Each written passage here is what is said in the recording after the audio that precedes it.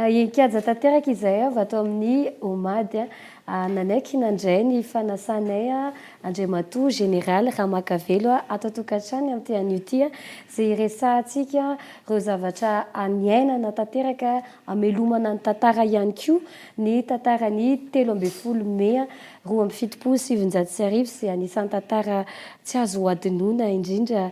Général Ramakavelo faly mandray anao izay ato amin'ny omady. Dia faly miarabanao Ragnana Sandratra, faly miarabandreo teknisiana miarady aminao dia faly miaraba ihany koa ny olona izay manaraka ny fandaharana izay fokarinareo.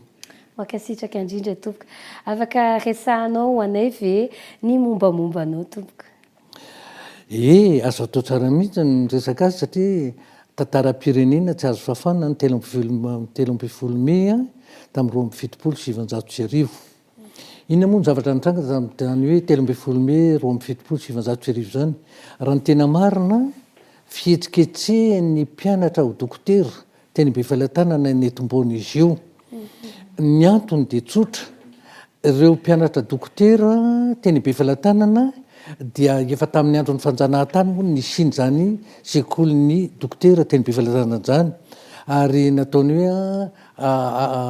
dokotera ho amin'ny assistance médicale zany hoe ho an'ny indigène. Zay moa fitenin'ny zanatany malagasy indigène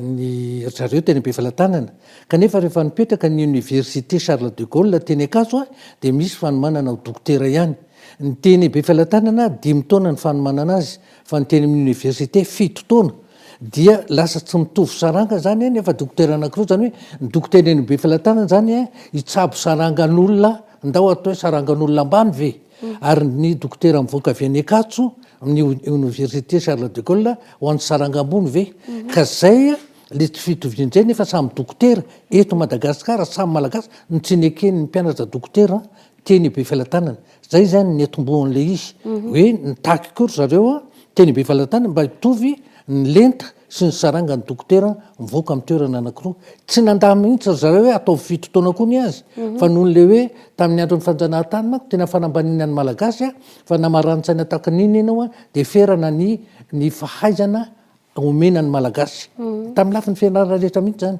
Ary zay no anisany nitakian'ireo mpianatra dokotera malagasy teny Befalantanana ny hitovy saranga amin'ny mpianatra dokotera teny amin'ny université Charles de Gaulle. Zany hoe nanomboka teo ny tantara no zay ny etombohan'le tantara mpianatra ho dokotera nanomboka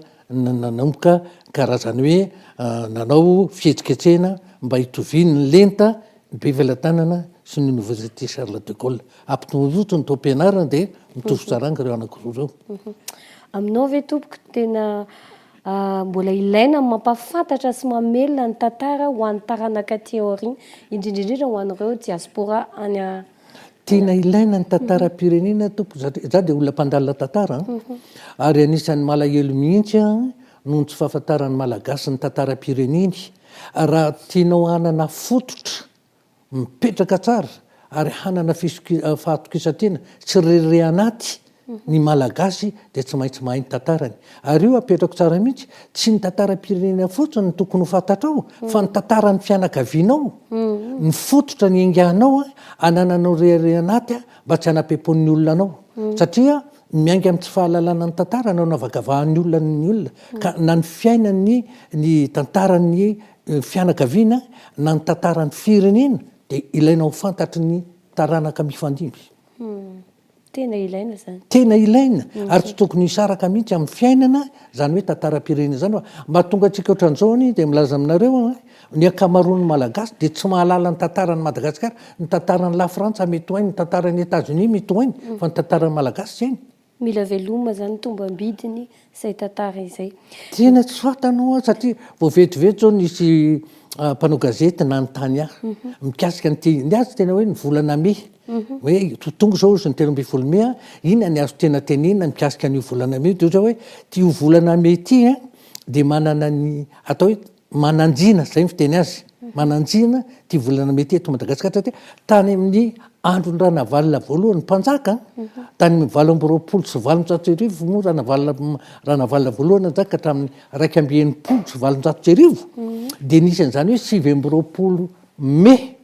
5 sy 7 no namoaka fanapaha-kevitra raha navalina voalohany milazany hoe zay vahiny mipetraka eto Madagasikara na frantsay ny anglisy de tsy maintsy manana ny zo malagasy ndikan'le hoe manana zo malagasy de tsy maintsy mandony asina atao ampanjaka mitovyleny tamin'ny malagasy de tsy nanaiky ny frantsay sy ny anglisy fa rehefa tsy nanaiky de lasa nisy ady de ny ady mihitsy ny malagasy sy ny anglisy sy ny frantsay ny tambatra ady aratafika io rehefa ny ady de potehin-drareo tao masina rehefa potika nefa tao masina resitosiky ny miaramila malagasy reo miaramila ny frantsay sy ny anglisy ny tambatra reo rehefa resitosika dikan'izany resy dia nangatahana navalina voalohany onitra hoe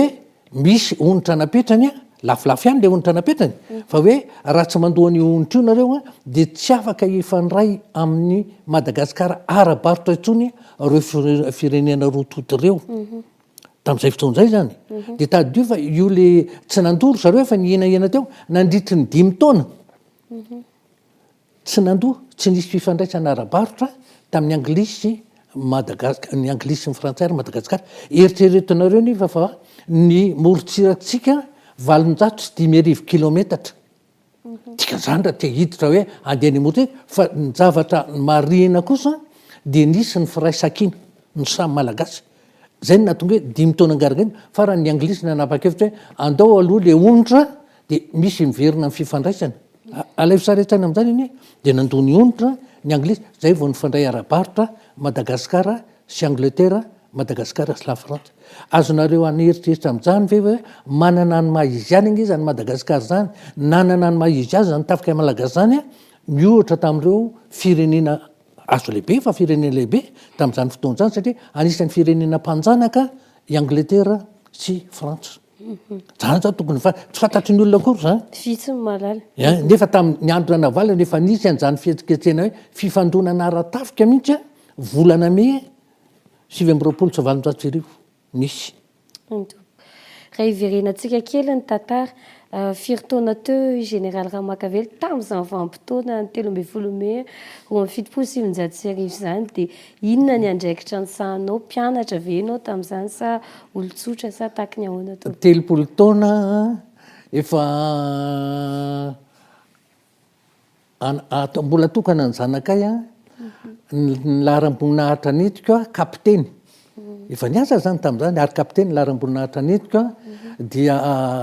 ny toerana ny esako tamin'izany fotoan'izany tao amin'ny service civique de ny tao amin'ny service civique zay lehibe ny atao hoe bureau formation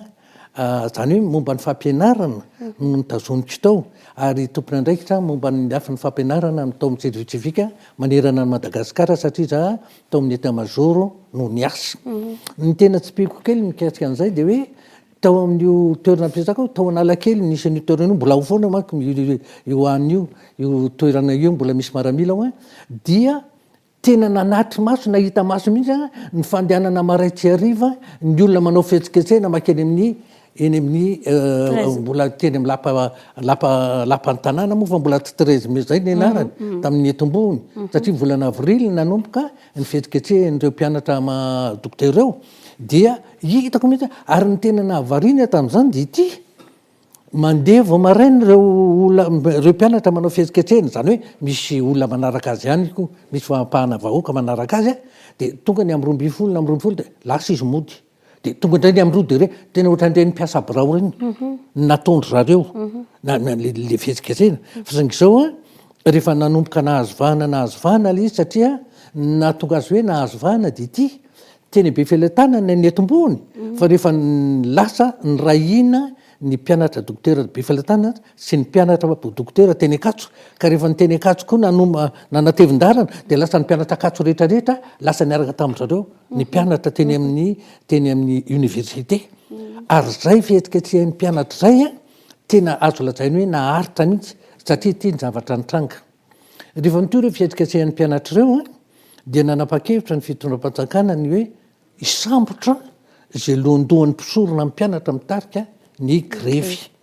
de marina tokoa fa nisamborona zareo rehefa nisamborona zareo dia avy hatrany de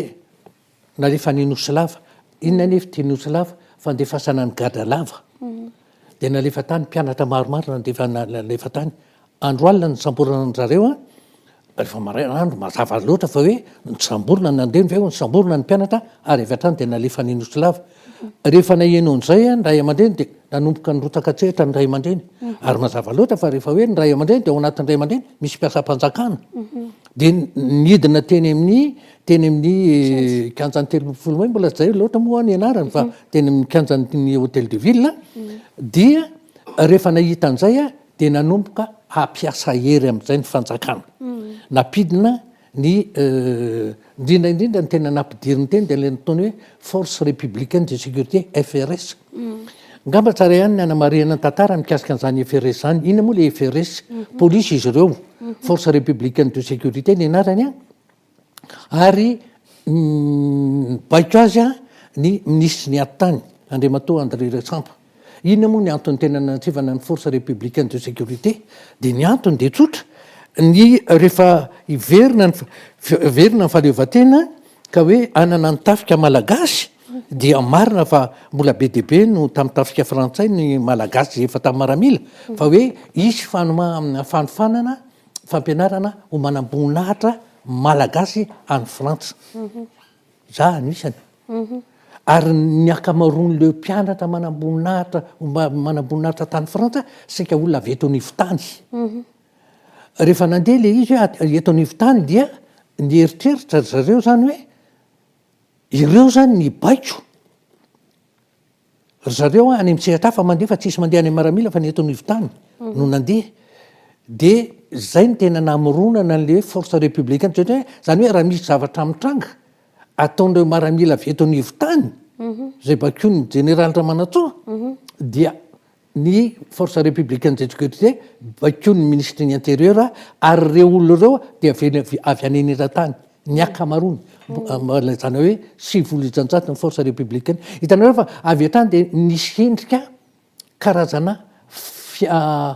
atao hoe mifanandrina ny maramila avy eto anivotany sy ny maramila avy anenera-tany zay ny tena tao anatiny zany fa tsisy ny eritreritra zany ka rehefa tonga io fihetsiketsehana io dia fantatra fa hoe reto maramila eto anivotany reto ve azo antoka ampitsahatra an'io fa alao ny force républicaine de sécurité ny FRS no omena baiko ampitsahatra an'io zavatra io hitanareo am'zany zany fijery zany marina tokoa fa rehefa nisy tokotra ny tena hoe fifandonana dia hoe nisy ny fitoetrana tamin'ny voalohany aloha nandray andraikitra ny gendarmerie sy ny tafika fa nisy fotoana rehefa hita hoe ampiasa basy ny colonel Ratsimandrava no ny baiko ny gendarmerie dia nanome baiko mihitsy tsy hitifitra tsony hoe hitifitra malagasy ary tamin'izany fa zareo force républicaine de sécurité no mitifitra tena nampiasa basy ka rehefa nahita an'iny eo tena nitifitra dia nisy maty romotra amin'izay ny olona hoe reto zany volona monina dia rehefa nietsika amin'izay le vahoaka ny fanandrana tamin'reto na nitifitra azy izy dia nandositra tao amin'ny hôtel de ville ny FRS zay nahamay ny hôtel de ville ny doran'ny olona dia nanomboka teo amin'izay napitatra n'le fihetsiketsehana dia rehefa tena nitatra ary iny dia nijava-doza dia ity rehefa nisy an'izay le hoe fampitifirana tsy nisy hoe ny hôtel de ville may nenjehan'ny olona ny FRS dia nikabary ny président Tsiranana tao amin'ny radio pirenena tena hitanao hoe tena tezitra izy nentina tezerina izy dia nisy fotoana izy nyteny ity zavatra ity tsy teny ara le izy fa feo nataony tsakitsak zato arivo izy zay tsakitsak zato arivo zay hafa ny fandraisana Antananarivo azy hoe tifitra fa kay ho nle tsakitsak zato arivo io fomba fiteny any anindran-tany hoe fampitandremana ohatran'izay fandraisana azy fa nyteto Antananarivo dia nety hay zany reo zany tena vonina ny amono dia tonga teo amin'izay dia tena hoe fifandonana hoe tsy maintsy miala io fitondrana io satria te amono ny olona eto voatany zany ny teo an-tany hitanareo fa tena zava-doza ary za zany araka ny lazaiko anareo teo hoe ny birao ny esako tena teo analakely ny service civique nisy FRS anankiray nandeha ny vahoaka mbola misy betsaka eo ny ala avy any Ambohijatovy any izy ny tomobily napetrany teo amin'io misy Tsangambato eo am'le misy iny anga izy io kanjaralay monko de le eo am'Bojatovo de napeny de nandeha tongotra izy de hitan'ny olona de mbola feno olona iny amin'ny fandefasana cinéma ao am'Ritsa sy eo iny sy iny ampivonan'Alakely iny de izy mandeha de nisy olona nyteny hoe FRS iny olona nyteny FRS tonga de nisamborony olona rehefa nisamborony olona io FRS io de ohatran'ireny namony voalavo reny lasa nisy nakavato tena zava-dosa mbola nisy ohatr' zany de tena efa ohatrany hoe natao hoe maty le anina de nisy karazana fijoroan'ny polisy zay teo amin'io sampanandalina ampivonan'Alakely io azo batany de le FRS efa niverindrareo hoe maty nataony iny tsindriny tao anatin'le barika de lasa ny io lefa nanomboka amparety kay tsy maty le FRS fa nietsika le barika vo nietsika le barika verina ny azakazaka dolo indray le olona teo ny tena nahitako za tena nanatry maso avy eo am'birao ohatrany mamony voalavo tena mifanolombaka mihitsy amon'io FRS io de tena hoe zava-doza amina tampo mihitsy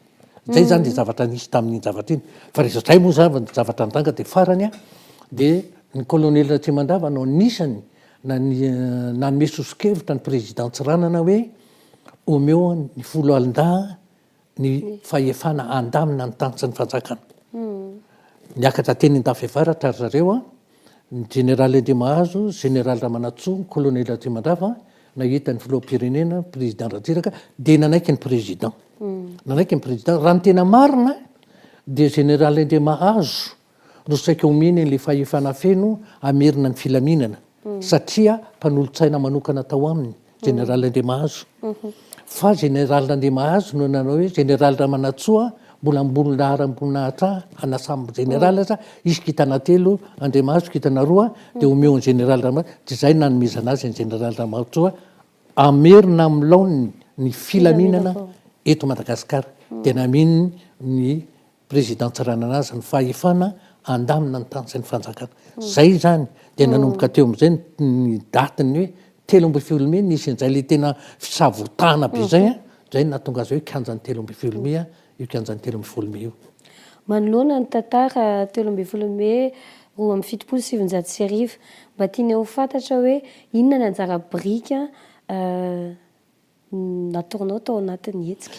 ka za moa efa manamboninahitra perinasa mazava loatra fa tsy afaka hiditra ny kianja ary indrindrandrindra za tany amin'ny service civique ary ny teny nandray anjara teny ny gendarme sy ny tafika an-tanety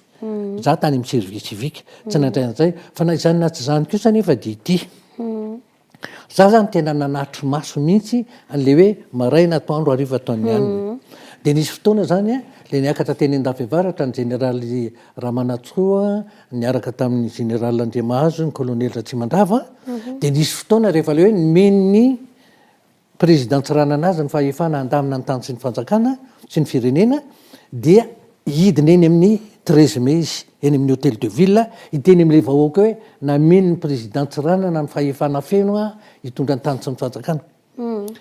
za rehefa naheno fa hidiny izy hidina zareo satria maheno ny retsadretraky ny olona indrindra zareo deuxième bureau le manome renseignement tsy maintsy mandalo ao aminay eo foana de avy eo de eniko ny zavatra telefony iny rehefa naheno an'iny de lasa ny hidina niala tany amin'ny biraoko toy raha vao mandalo eto ny général Ramanatsoa tsy maintsy mivoaka marina fa ny lehibe anay tao amin'ny service civique de nandrara hoe tsy misy mahazo mivoaka eo zay aloha de maramila de hitako hoe fa atsoko fa tena hoe le fitiavana tany razana angamba na hoe tia halala zavatra de na nyteny ary ny lehibe anay za nivoaka de alehany alehany za tsy maintsy mivoaka za tsy maintsy mahita zavatra mitanga de rehefa nandeha feno olona be mihitsy ny Analakely ay re olona ty olona be de be mitambatra tia fofona tsemboana mahasepotro nefa eny anarabe vo niditra teo am'le iny général Ramanatsoa andeha mandalo de ao anatin'le vahoaka be tonga de nanisika aminay tena eniko hoe sepotra de inona ny nataoko tonga de avy hatrany tsy nieritreritra inina ny mpiara-miasa akaiky amin'ny général Ramanatsoa mandeha tongotra manaraka an'le jipy miazakazaka za sepotra tonga de niditra ao anatin'le jipy le mpiara-miasa akaiky am' général Ramanantsoa tena namako akaiky mihitsy tena nyteny mihitsy fa ino ntiadalana tao anaty niditra ao anaty jipy hitanareo any am'le sary manko tonga de niditra ao anatin'le jipy de rehefa niditra tao anatin'le jipy de tsy nianona fotsiny hoe niditra tao anatin'ny jipy fa tonga de nandray andraiky sa de olona te handray ny tanan'ny général Ramanantsoa za manakana ny tanan'le olona ohatr'zao de afaka nijanona tao anaty jipy mandrapatonga eny amin'ny hôtel de ville de nijanona tao anaty jipy mihitsy de nikabary moa général Ramanantsoa hoe namena azy ny fahefa nafeno de niaraka teo ny général Andriamahazo dia ny colonel Tsimandava de rehefa vita ny kabary ny teny de rehefa iverina indray izy ka le vahoaka mbola be de be za efa le tao anatin'le jipy tsy niala tao mbola miverina tao anatiny iny nanaraka ny général Ramanantsoa indray de lasa reo le tena mpiara-miasa amin'ny akaiky tsisy afaka nanaraka azy za ny tao anaty jipy niaraka taminy de rehefa tonga tena hipahabe zay de ozy ny général Ramanantsoa mantsy tena fetsilay mihitsy ty kapiteny ty tena fetsilay mihitsy satria fa ny tena nahavariana azy de ny fahasahiko niditra tao anaty jipy tsy fatany fa le fahasahiana fiarovatena am'le za sepotra za tsy niteny an'izany hoe saika sepotra fa tonga de niditra fa ny tena hitany mihitsy za le manala ny tanan'ny olona ohatr'zao de hoe tena vonona mihitsy ny andray andraikitra zany de tsy nataony inina mihitsy ary noho izay fihetsika nataoko rehetrarehetra zay natonga hoe rehefa tena nipetraka tamin'ny toerana hoe hitondra ny tany sy ny fanjakana izy de za no nitendrena ho lehibe ny bureau faharoa chef ny deuxième bureau noho izay fahasahiko zay io mpamera renseignement sy ny rehetrarehetra amin'ny chef de bureau rehetra atao amin'ny état major général za rery ny kapiteny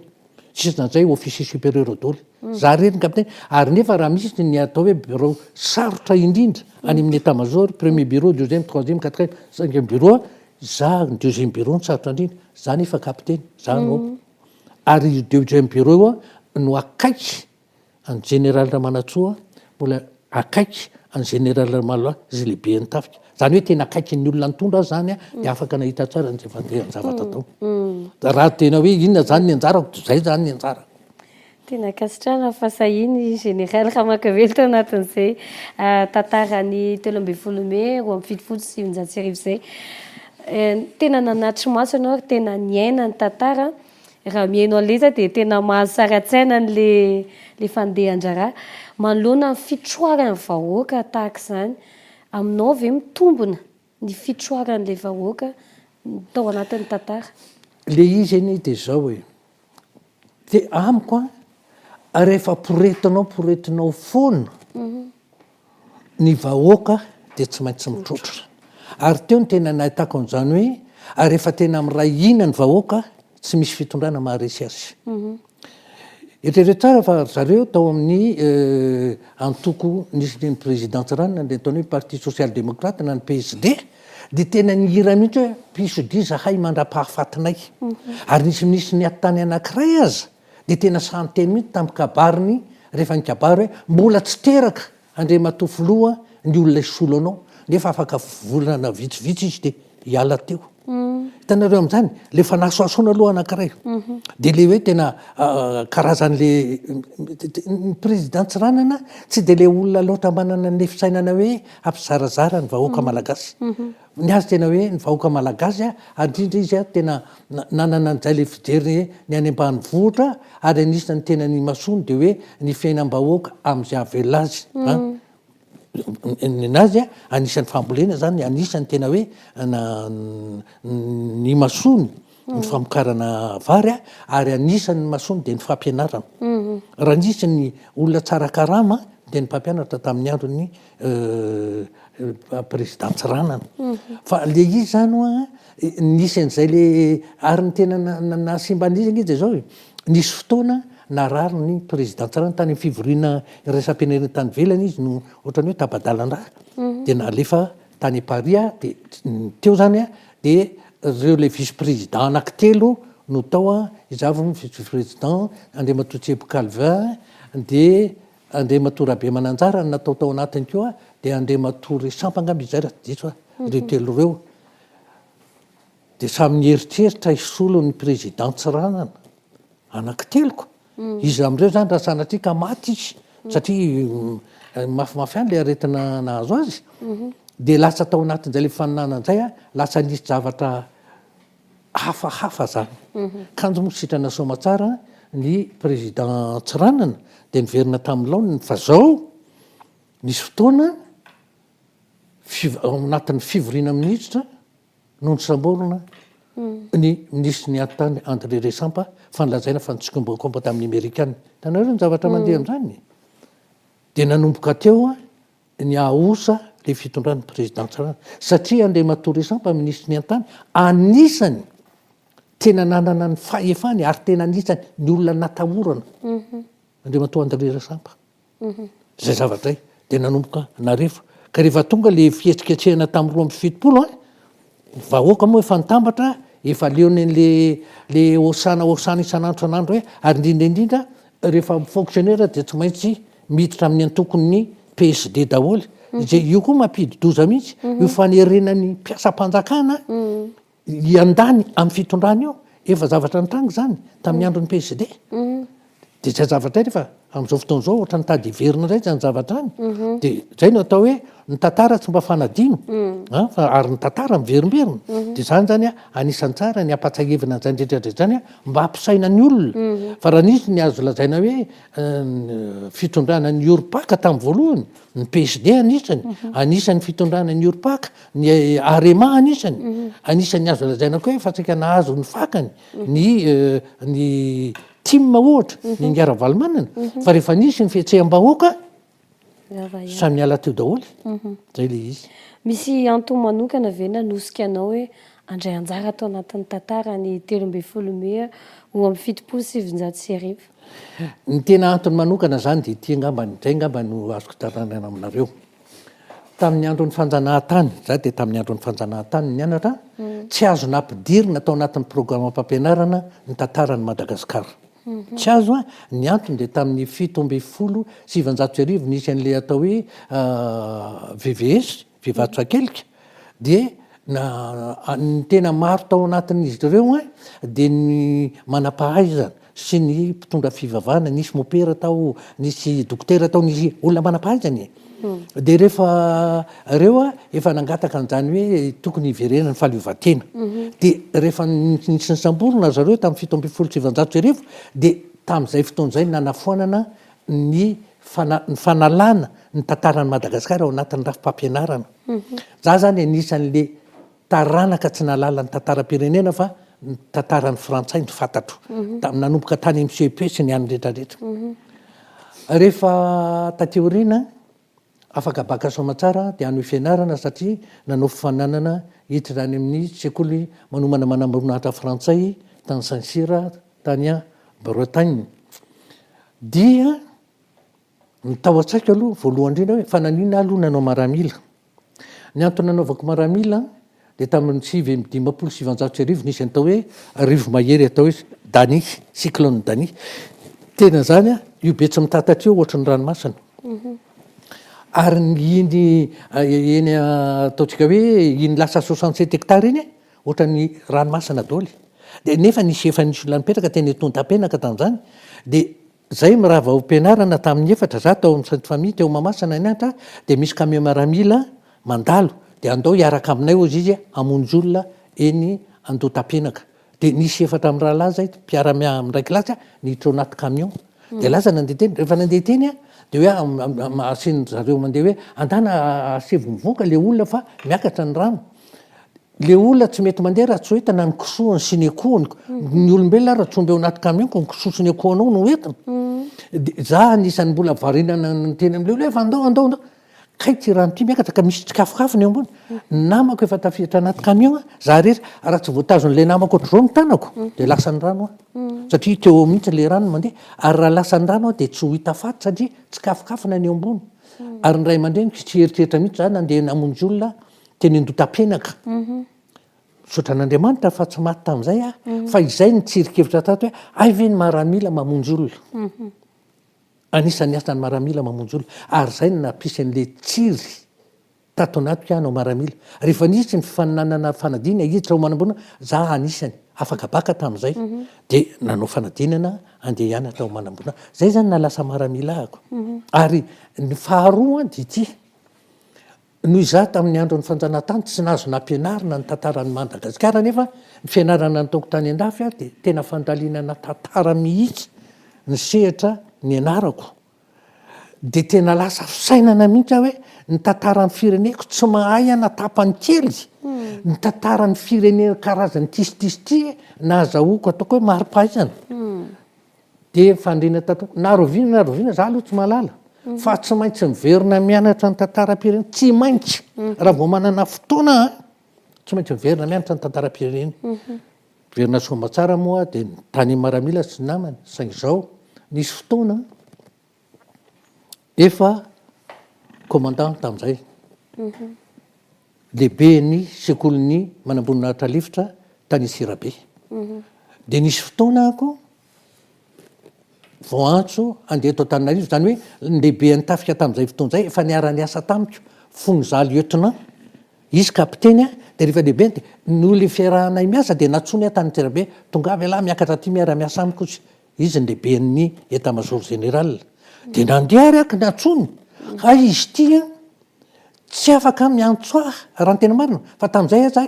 za efaka commandant officier supérieur tsy mahazo manala izy raha tsy amin'ny alalan'ny ministre ny fiarovana na amin'ny alalan'ny président de république zany efa nandeha namonjy nanaraka azy aty Antananarivo rehefa tonga taty dia tsy nahazo asa dia manana birao mena tomobile mena trano nefa tsy manana andraikitra inona ary ty dia rehefa nitaraina zany nyteny dia nitenenin'ny ministre nitenenin'ny président de république ianao ny tiahaka azy dia omeo asa ary izy nefa tsy afaka mamiasa satria tsy manana asa dia lasa niverina nianatra tonga le fotoana hoe tsy maintsy niverina mianatra ny fiaina dia rehefa niditra teo amin'ny université dia tonga dia nivoana licence nandehanako satria nivoako mivoaka avy any Saint-Cyr normalement raha ny tena marina maîtrise fa noho izahako hoe tsy mahalala tantarana Madagasikara dia tsy nanao première deuxième année tonga dia ny licence nataoko rehefa nanao ny licence io tao amin'ny histoire dia afaka soma tsara dia hanomana maîtrise dia avy eo nahazo bourse frantsay anao DEA sy doctorat any an-dafy dia tena tsara vitana satria ny lehibe ny université tamin'izay dia ny professeur Ranjeva Raymond Ranjeva zay mpiara-mianatra samy tao amin'ny lycée Galenisy amin'ny rahalahy dia miintéressé an'lavy ty anty so misy bourse raha ty hanao fianarana za miintéressé ao fa dia lasa dia zany lasa nandeha tany amin'ny fotoana hoe andehanako any an-dafy io nivadika efa tokony manomana doctorat fa telo taona nga mana efatra taona fa paipampianatra teo amin'ny université dia ozy hoe fotoana dia fa tsy avelan'ny fanjakana mandeha foana dia nisy fotoana nandeha nijeryn'ny président de république hoe nahazo bourse andeha any an-dafy zao za mba mangataka président mivadiko mba handeha fa izy raha tokony nandeha talohako fa zay moa tsy mba harema zay mihitsy niteneniko tany zay moa tsy mba harema dia toma tesy président ianao nytena zay ny téléphone ny Justin Rakotonena zay lehibe tao amin'ny CSR mikarakara momba ny bourse dia ny téléphoneny dia hoe ameo bourse madame Ramakavelo iaraka amin'ny vadiny raha ny tena marina za raha ny président raha tsy raka miala eto Madagasikara satria ny antony amin'ny olona hoe mbola hanohy fianarana tsisy mahazo mitondra vady aman-jana afa-tsy za telo mianadany zanakay lasa zay dimy mianaka satria nahazo alalana azonareo dia tany zany niverina nianatra tetoko ato dia avy eo nanohy ny doctorat ako tany an-dafy fa rehefa tany an-dafy indray ako doctorat na science politique nataoko spécialité relation internationale verina avy any ary za tena tsara vitana satria nataoko hoe tsara vitana doctorat raha ny tena marina tokony hoe fa doctorat nouveau régime sendra zany manomana doctorat nivoaka le didy dia le doctorat nouveau régime tsy maintsy 50 tsy maintsy amitana azy mitovy lenta amin'ny doctorat d'état ny anahy zany tsy le ohatrany taloha fa tonga dia doctorat d'état no azoko tany satria sendra nivoaka le décret nataon'zareo tany rehefa niverina somatsara nahazo ny fa mari-pahaizana hoe doctorat d'état en sciences politiques spécialité relation internationale fa niverina teto Madagasikara dia niteny tamin'ny président de république hoe zao ny diplôme azoko président dia ozy hoe tsotra nyteniny tamiko tsy mila an'izany ny tafika tsy mila an'izany docteur en sciences politiques relation internationale tsy mila an'izany dia teo na enaenany teo tsy nameny toerana tsy nameny atra de farany asa nantsolovin'ny fanahymasina izy na iny tsaika hoe omeny toerana fa izany toerana nameny any Mparaky directeur général ny office malgache de tabac de mazava ho azy fa fananina nataony le izy fa fata ny heritreritra izy za andahan'le izy satria ny antony rehefa nytelefona aminy nisy ny agriculture de hoe na proposen'ny président de république ianao directeur général ny fomata any Mparaky ka raha ekenao de mivoaka androany ny décret tsy ekenao de zay fanarana justy ny président de alao ary heritreritra fa heritreritra de directeur général ny any kosinamo zany tsotra ny commandement ihany zany manana directeur technique anankiroa tsy olana de téléphonan'ny ministre koa de ohatra ministre ny agriculture manaiky aho hanao an'le izy de lasa zany directeur général any amin'ny fomata docteur en science politique any amin'ny Mparaky ny tena loza amina tambo de ty za tsy mifoka azikara vao niditra am'le brao misy magazany misy ny Mparaky ao ambadika saiko torana sepitry ny fotsika za tsy mifoka azikara nandritry ny 2 andro ny 3 andro ozy mantsy mivadika hoe raha mbola mitazonao aho za hiala fa za tsy hamono tenao kanjo ny 3e jour efa nanao fahazarana de tsy sepitra tsony any 3e jour de zay na directeur général fa izao directeur général ny Fomata tam'izany 89 à 91 tonga ny 91 nisy indray le fihetsiketsehana le karazana hoe fihetsiketsehana teto Madagasikara inona ny zavatra nitranga rehefa nisy ny zavatra iny de nisy fiovana daholo zany teo amin'ny anateo de hoe lasa indray natsongara zanamasy ho atao ministre sy ny folo alina zany fa directeur général ny Fomata de ahoana manaiky venao izy de manaiky aho monsieur le premier ministre raha zay no ananao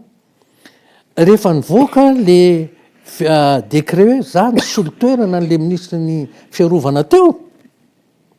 nyteny amiko ny premier ministre Ngara Zanamasy hoe fa inona ozy izy ny adinao sy fa miady anga ianao sy ny président de république teo fa manio monsieur le premier ministre zao mihitsy izy vao ny téléphone avao teo izy de hoe zao mihitsy izy ny teny nataony tamiko fa averika aminao tu viens de me déclarer la guerre en nommant Ramakavelo comme ministre des forces armées monsieur le premier ministre de tsy fantatro itenenany zany fa zao raha ohatra ka tsy anahirana anao tsy maninona mihitsy tsy anao n'io hitazona ny ministère io ara zany de ozy ny premier ministre hoe non vous restez affaire-nareo lahy zany de zay na ministre za zany sady tale général ny Fomata no ministre ny folo alin-dato zavatra tsy misy mihitsy zany fa de zay ny zava-nisy aloha de zavatra ka rehefa tao amin'ny le ministre ny folo alin-da io kosa de zao ny zavatra voalohany taratasy voalohany navaokako circulaire ministériel de hoe na iza de tsy maintsy manaja ny antanatohotry ny fampifehezana fanajana ny antanatohitra ka raha ohatra misy avy any amin'ny sehatra ambony tsy manaja ny antanatohotry ny fibaikona de tsy azo tanterahana ny baikony ary raha avy aty ambany manao rano dikainjinga de tsy azo tanterahana na avy any ambony na avy any ambany manao rano dikanjinga mazava ho azy président de république chef suprême des armées tonga de manao rano dikainjinga za ministre tsy mahalala akory hoe andeha ho an'ny fort dauphin izy tonga de mamebaiko izy ny vato de zay ny zavatra nataony de ny zavatra nitranga de ity nisy fotoana izy andeha ho an'ny fort dauphin amfito izy ny hoe hialeny vato tonga eny vato ny directeur de cabinet ny colonel Ratsolondraimbe monsieur le ministre tsy misy roplanina vonina ato nefa ny président de république andeha fa izy ao nilaza tamiko andeha ny président de république haka efa nanome baiko izy zany nameny baiko tsy za mihitsy ary satria tsy zany nameny baiko de zao avo anome baiko ny force ny commandant ny aéronaval ny commandant aéronaval i baiko ny chef de corps ny vato zay vao manendry zay pilote andeha tamin'ny fito izy ny andeha amin'ny folo vao lasa ny roplanina zany ministre zay zany aloha zavatra anankiray tsy maintsy manaja ny fifehezana sy ny fampitondrana mbola naveriny fandrony mbola nandeha ndray izy tany fort dauphin fandrony any amin'ny conseil de gouvernement ny maheno hoe lasa any amin'ny fort dauphin ny président de manontany ny chef d'état major général roplanina inona ho any nitondra ny any roplaniny tafika ozy monsieur le ministre fa iza hoany nanome baiko anao président zitra nanome baiko ay ny président nanome baiko anao hitanao tao amin'iny conseil de nangataka asoro chef d'état major général io efa nisy ny circulaire na avoaka fisy tsy miraharaha an'izany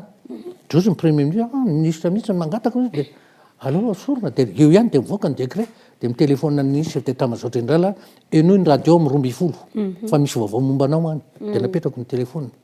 tonga ny amin'ny 12 voaka amin'ny radio ny sorona ny chef d'état major général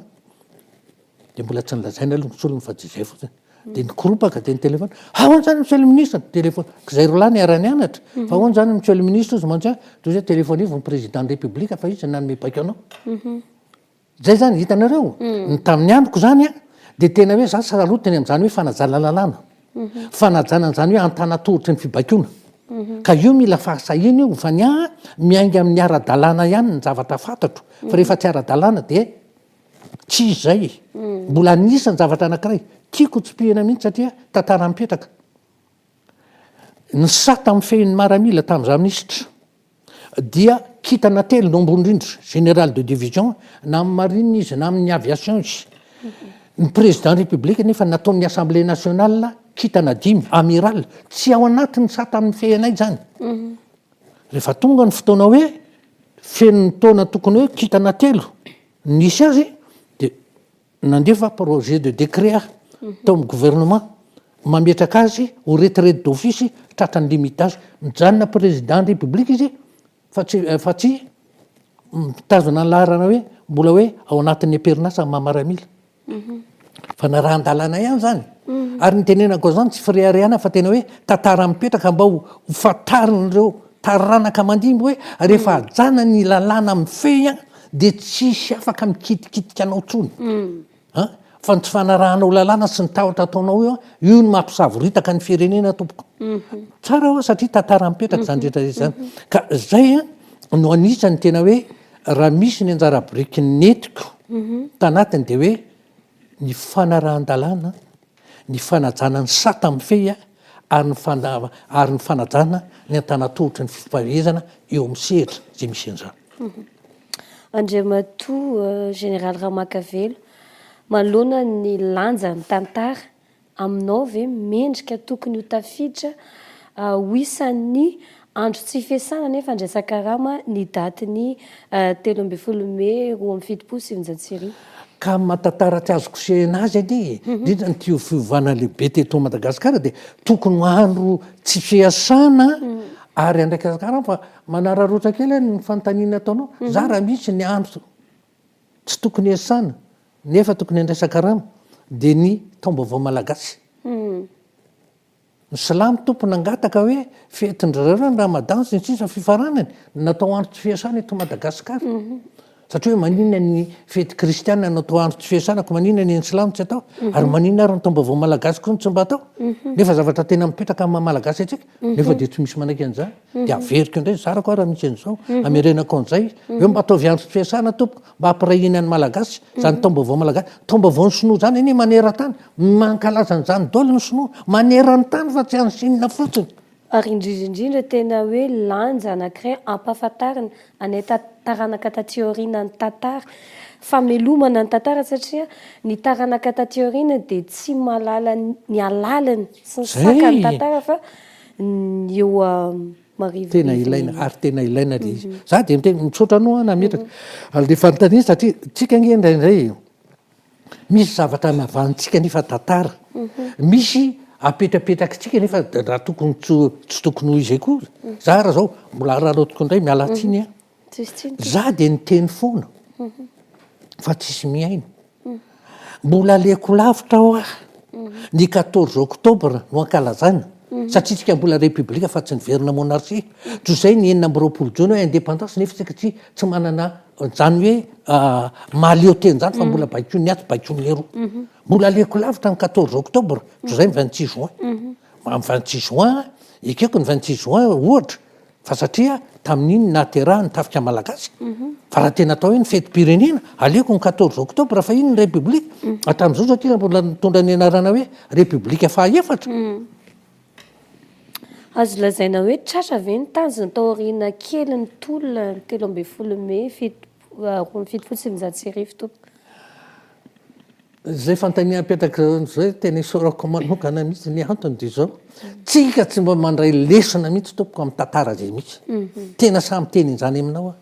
tsy raha nandray lesona amin'ny zavatra misy tsika nanomboka tany am'taotsika hoe tany amtsika lasa zanatany de nietsika ny mena lamba sinitsetsetsinitsisa tsy ohatry zao ty Madagasikara ty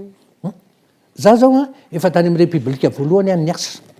tia eto mbola velonaina somatsara no fitahian'andriamanitra aty amin'ny repiblika faefatra nananandraikitra foana tany amin'ny repiblika voalohany repiblika faharoa repiblika faefatra vo tsy nanandraikitra tsony satria efa misotro ronono de afaka manao fampitahana zany hoe repiblika voalohany repiblika faharoa repiblika fahatelo mbola tsy latsaka ambany ohatry zao ty firenena malagasy ty amin'ny repiblika faefatra ary tsy fantatra mbola mety ho latsaka ambanimbany tokoa noho zao zava-misy anie zany tsy fanaratsiana fa za mpandalina tantara adidiko ny miteny zany ho an'ireo taranaka mba tsy hodosona indray ny tantara hoe tamin'ny andro ny anina ny tena nanao an'izao fa ny ahitana azy fotsiny anie de tsotra ny any teny tenenako ny olona hoe ny totongana hatraizany mihitsy zany fiainan'ny firenena malagasy de ty tamin'ny andro ny repiblika voalohany ny atao hoe CFA zay ny volatsika un CFA anankiray 2 francs français tompoko avy roa eny amin'ny vola frantsay satria efa sous-lieutenant tany andafy tamin'ny 1961 tamin'ny 1964 azafady tsy efa sous-lieutenant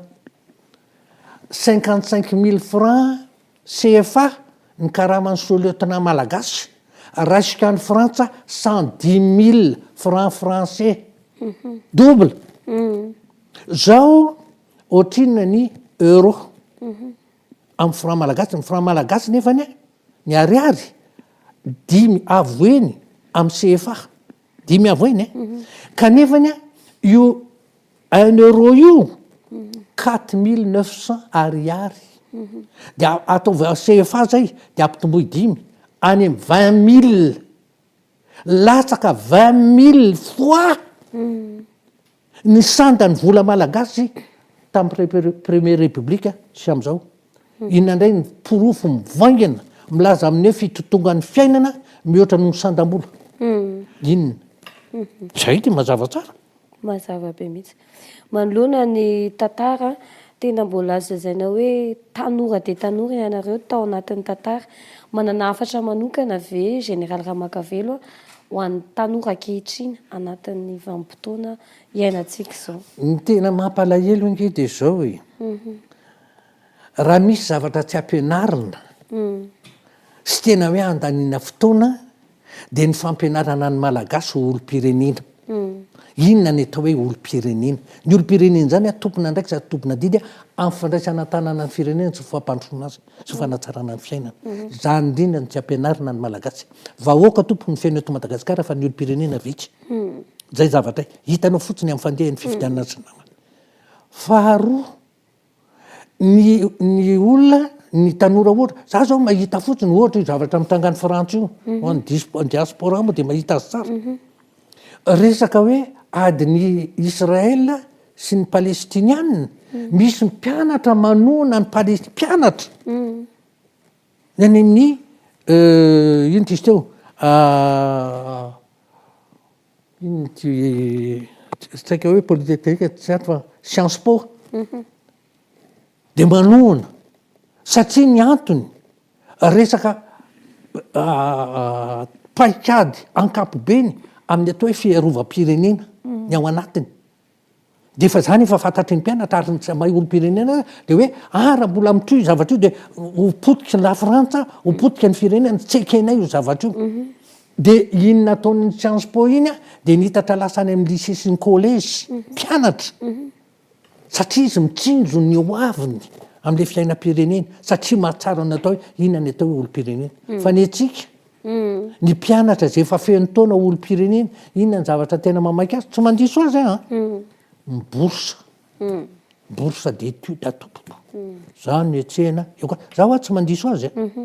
fa mbola tena samy hafa mihitsy hoe ny anankiray ny zavatra mikasika ny tenany manokana sy ny tombotsoany manokana fa ny anankiray le aria velany ny tombotsoa pirenena ny eritreretiny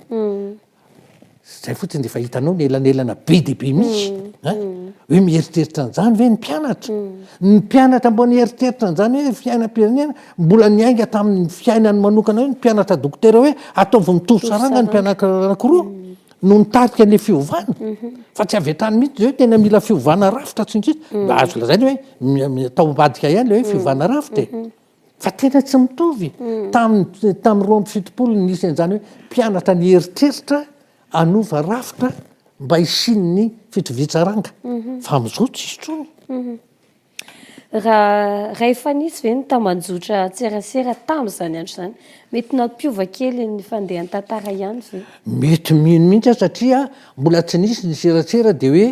nisy ny tolona nataon'ny mpianatra zany tamin'ny roa amby fitopolo teto Antananarivo sy tany Fianaratsoa ka raha nisy ataontsika hoe ny tambajotra tserasera tsy manerana Madagasikara mifetsiketsena zay kosa aloha de azo antoka fa tamin'izany Antananarivo sy Fianaratsoa ihany zay matsiaro navita adidy manokana ve général Ramakavelo manoloana ny tantara za zany ny zavatra lazaiko anareo de zao za de mpandalina tantara ary ny mampandalina tantara de mbola nitovonany ny andraiky zay ndraisiko nanomboka tany amin'ny république ka mandra-pan'izao za mbola velonay zao zany zavatra anakiroa mifamino zany no tsy ahafahako mihitsy mangina eo anatrehany zava-misy isotomana ny sain'ny olona tsy mendrika an'izao toerana misy azo Madagasikara aiza ve de ao anatin'ny firenena 520 reo olona de fa 420 misy Madagasikara fa tany manan-karena ara-voajanahary tany tsy mba manana tsisy tany hoe ifandraisana ohatry ny Afrika fa mitokana arenane zany erene zany nefa de maninontsika ary anisany mahagaga ny olona rehetrarehetra de hoe tany tsy miady le Madagasikara tany manan-karena tany midadasika nefa anisan'izay faran'izay mahantra farahidiny indrindra eo anivon'izao tontolo zao tsy mba mampieritreritra ve zany aiza ny ampipotsika malagasy eo anaty zany aiza ny ampony tanora indrindrindrindra ianareo ne no tratra farany eto fa tsy za za tsy anana 30 taona mbola iaina an'izany 5 taona zao ary mbola miezaka mihitsy ny apita mihitsy ny tantara raha fa misy sera matoa tena miresaka be aminareo zao tiako tantara hipetraka zany rehetrarehetra zany mbola apetraka ihany tsy firehareana tsy te hisehoseho tsia ny tantara tompo tsy maintsy ampitana amin'ny taranaka inona ny zavatra nisy ary inona mbanjara biriky nentinao sy nataonao ho fiarovana an'izany fa naty mbola tena hitanao hoe tanteraka araky ny faniriako aza zavatra zay misy satria tany manan-karena ny angaran'Andriamanitra vahoaka afaka am'rahina ohatra ny tamin'ny androna valina voalohany tafika nanana ny maizy azy tamin'izany fotoana mbola ny fahampanjaka zany maninona ny ohatr' zao am'izao fotoana zao nefa ny malagasy de mbola eto ihany zany ny afatra tiana ampitaina ampy tanora amin'ny sehatra rehetrarehetra eto Madagasikara mba hampisaina antsika malagasy fa tsika tsy latsaka ambaniny rehetra anisan'ny farany teneniko naninona moa zahay taranaka tao anatin'ny fanjanahan-tany no rehefa nandeha nianatra tany velany anisan'ny lohalarana foana ny malagasy satria nanana ampipo ilazaiko anareo na tena nananako ampipo tsaroko tsara nisy fotoana mijery pilomano teo am-boda teo am'le misy piscine misy vazaha mandalo ny dakany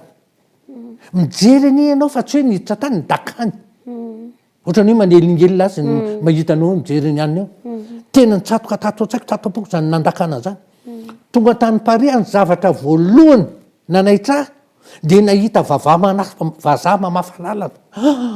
ay vareryandriamanitra reto mpamafa lalana misy mamafa lalana ty nefa zay tare ny dakany ohatry ny biby nanomboka teo ny ampopoko na inona tsy maintsy manao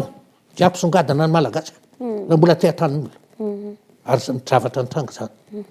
reo mpianatra malagasy rehetrarehetra anisany lohalarana avokoa zay nandeha nianatra tany fana am'izao fotoana zao tsy haiko intsony fa ny ampipo am'le fanambaniana diso tafarotra nataon'ny mpanjanatany nanana ny tanora malagasy tamin'ny fotoan'androny ampipo tena hoe tsy maintsy mahavita ary mihoatra saingy akory moa atao zao ny zava-misy voalaza foana fa ny mpandresy ny mpanoratra ny tantara aminao ve mbola mitombona ve mifampitana ny zava-misy ny tantara rehetra mahakasika ny 13 Mey ho amin'ny fitopolo sivinjato sy arivo. Le izy eny de zao hoe matoa teny amin'ny tenenareo amin'ny foko ohatr'izao ary miteny zavatra antsipiri eny madinidinika tena tiako miverina amin'ny malagasy taranako rehefa ataoko hoe taranako ny malagasy rehetra zany ampipo zany manana ny mahizy azy eny etsika reo olona manana ny mahizy azy zany malagasy zany ary lazaiko anao fa tsy manaiky zany hitanareo mandrina manao zao fitafy zao mba ataoko kely anaty finosa teny tamin'ny 3 nasan'ny gouvernement américaine ho an'ny États-Unis 5 andro any tena nitety eta maromaro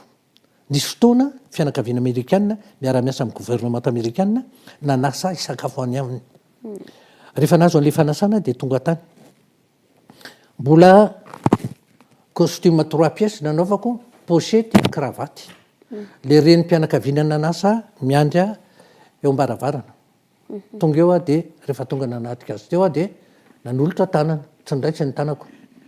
dia ohatsa hoe ngamba tsy fomba ty États-Unis ny vahiny manolotra tanana fa le tompotrano izy tsy nanolotra tanana tsinako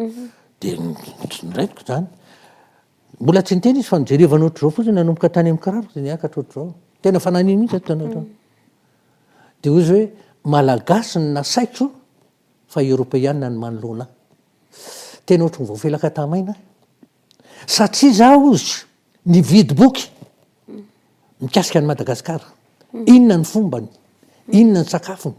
inona ny fiakanjony sy ny sisa gaga fa tsy hitako eto aminao zany dikan'izany zany raha ny tena marina tokony tsy nampandrosomy akory satria hoe malagasy ny andrasako européenne ny hitako za tsy mila européenne malagasy ndraiky tena hoe ny tao an-tsaiko dia tena nanala baraka ny fireneko azy zany a eto anatreny raha matoa amerikanina ty fa zao ny taoboko Andriamanitro rehefa tonga ny fotoana andehanako misotro ronono asoriko daholo le rehetrarehetra tsy hitondra an'ilay tontolo manomboka am'izay fa rehefa marina tanterahako mihitsy zay raha vao retirety a zavatra voalohany ataoko ny akanjoko costume rehetra ny completko rehetra nameko olona daholo pataloha ihany ny sisany tazonika ny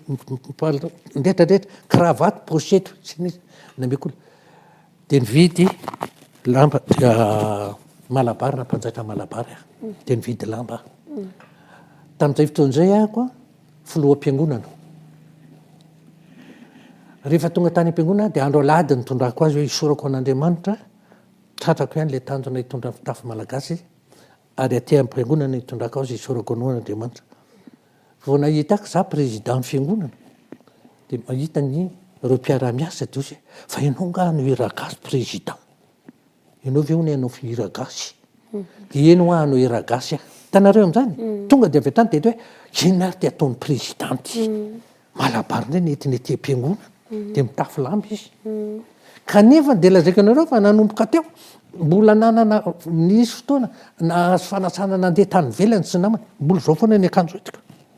na makay zany na mandeha mandevona na mandeha mariazy na fanasana na inona dia eritrereto fa rehefa tonga ny fanasana mbola mahazo fanasana ihany zay mivady a amin'ireny masovo reny rehefa misy fetim-pireneny zareo mbola mahazo fanasana dia zay mivady ihany mba anisan'ny mitondra lamba ao dia manontany le vadin'ny ambassadeur inona ozy zao fitafinareo mivady zao drozy aho fitafy malagasy ko manino reo olo reo tsy manao dia izy ao antaninako telo ny andraiko tanareo izay atao amin'ny omady moa dia te amelona n'izay tantara sy metraka amelona n'ilay tantara ho velona indray ho an'ny taranaka aty aoriana tena akasitrahana feno général Ramakavelo namelona ny tantara ary nampatsiaha ny zava-nitranga atao anatin'ny tantara ny 13 Mey ho amin'ny 7 akasitrahana manokana satria ho anay tanora sy ho an'ireo diaspora any ampitan-dranomasina dia inoko hoe nandray zavatra be tao anatin'ny fifampizarana nataontsika mianaka teto. Misaotra tompoko dia misaotra anao misaotra indrindra ary ingan'iny diaspora dia mba ho tonga saina za tsy milaza hoe tsy tonga sainareo fa mba ahafantaranareo hoe inona ny ananantsika rery anaty a dia miainga amin'ny tantarantsika ihany. Mametraka ny veloma mandra-piona toko veloma tompoko.